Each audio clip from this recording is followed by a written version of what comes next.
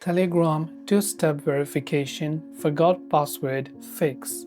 If you've enabled two-step verification on Telegram and you're not being able to log in because it's asking you to enter your password, so let's just go ahead and then look at the options we have. Suppose we enter our phone number, we tap the next option. We also basically verify the phone number, right? So I'll just go ahead and verify it, and right here I've verified it. But the other step it will ask is for me to enter my password because you have turned on two-factor authentication. Now for this, if you forgot your password, all you have to do is tap on this option called forgot password. And when you do that, it will basically send the code that is sent to your email, which is set up for your two-factor authentication. So I'm assuming you also have access to your email where you enabled two-factor authentication. So just go and check and you'll find the recovery code. Now you can go ahead and simply copy the recovery code that you received from Telegram and simply come here and then paste it.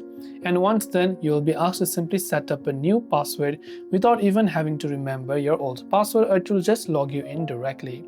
This way you can fix two-step verification and also reset your password on Telegram. Hope this video helped you out. If you have got any questions, feel free to leave them down. Thank you for watching and see you in the next video.